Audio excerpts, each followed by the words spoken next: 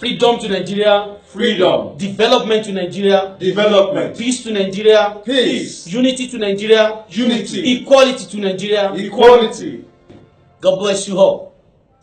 Dear fellow Nigerians, we hope you have all heard of the most shocking news ever in the history of our country.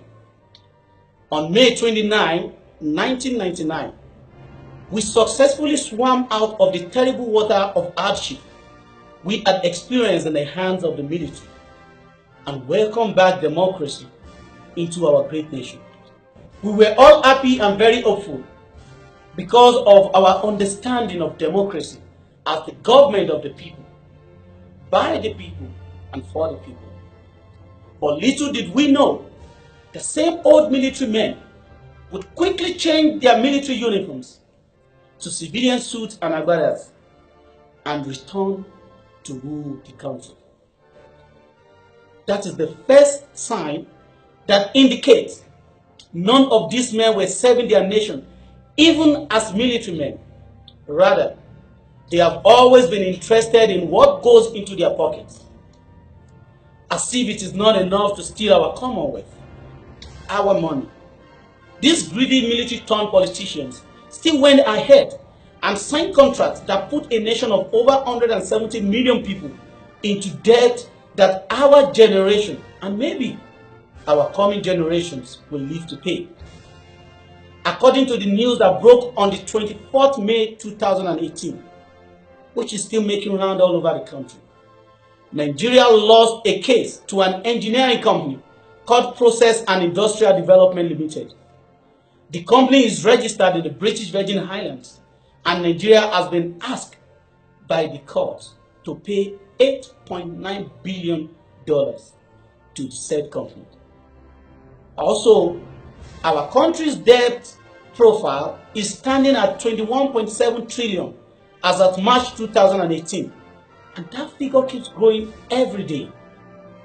In addition to all this, the total amount of money that has been spent on our power sector since the birth of our freedom has surpassed 800 billion naira. Still, since 1996, since 1960, our dear nation is yet to celebrate only one day of nationwide steady power supply. Fellow Nigerians, where do we go from here? If this is just one of our many problems, then what exactly are we proud of? When we leave our countries to offshore countries, we see what countries mean by road network, what they mean by transportation system, traffic control, standard schools, proper healthcare system, food security, town planning.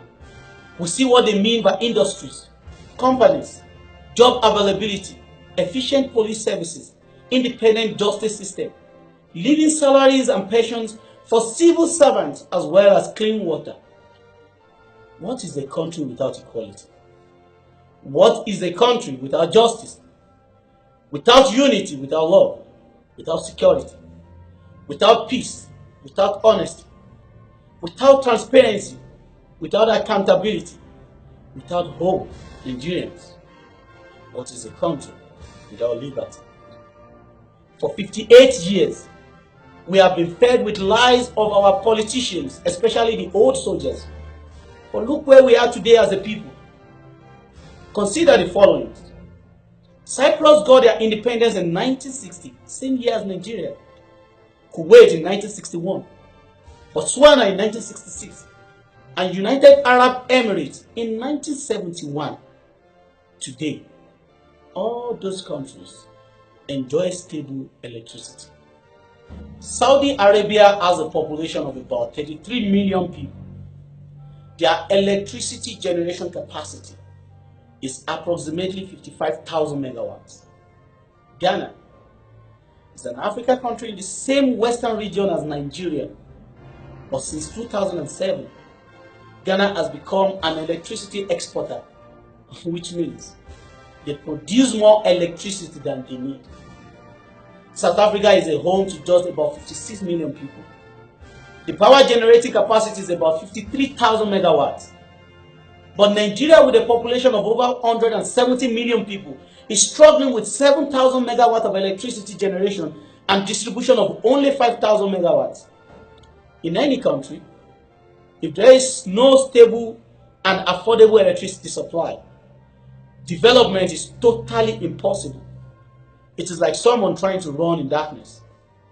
Even if the government of Nigeria had done nothing but provide stable and affordable electricity since 1960, our economy would have been far better and stable than it is today.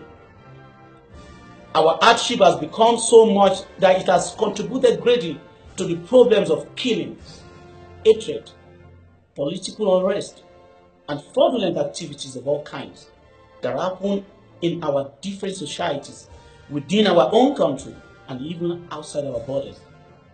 According to the immigration report last year, over 1 million Nigerians left the country and never returned. But one thing we must all remember: the countries we run to would never have been in their situation if the people of the countries fold their hands and refuse to do something about their situation. So, if our country must be rescued, it would have to be all of us working together to achieve that goal.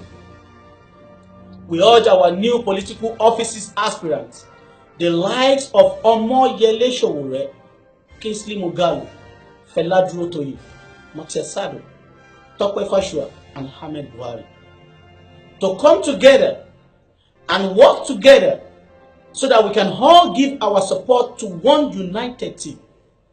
Sowore and other presidential candidates, you people are the only hope we Nigerians have right now.